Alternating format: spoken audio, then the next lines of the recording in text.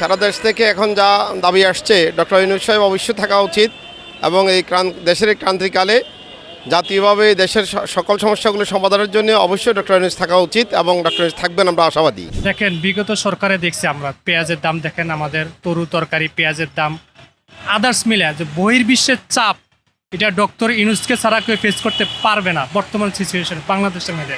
অন্যান্য শত্রুরা তো আছে, তারা তো চাবে বাংলাদেশকে নষ্ট করা, ঘায়ল করার জন্য। একমাত্র ফিগার হচ্ছে ডক্টর ইউনূস। এটা অনেকে সহ্য করে নিতে পারছে না। ওরা বিভিন্নভাবে বিভিন্ন কু করতেছে, বিভিন্ন ষড়যন্ত্রকারী করতেছে, বিভিন্ন ষড়যন্ত্র করতেছে মানুষের মাধ্যমে, মিডিয়ার মাধ্যমে। আপনি দেখেন 1 থেকে 150 ফেক আইডি আছে বর্তমানে, কিন্তু সরকারের উচিত এই ফেক আইডিগুলো বন্ধ করার জন্য।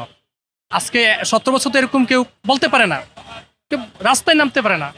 তো এই জন্য আমি মনে করি ডক্টর ইউনূস এবং উপদেষ্টা পরিষদে স্ট্রং হওয়া দরকার ছিল।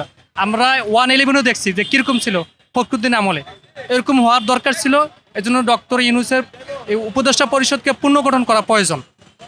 স্ট্রংলি যারা আপনার দায়িত্ব নিয়ে দেশ চালাতে পারবে, কথা বলতে পারবে, সব কিছু ট্যাকেল দিতে পারবে, তাদেরকে আমার পক্ষ থেকে এবং জনগণের পক্ষ থেকে, সাধারণ মানুষের পক্ষ থেকে আহ্বান জানিয়েছি যে আপনারা দেশে এই উপদেষ্টা পরিষদে অ্যাড হন।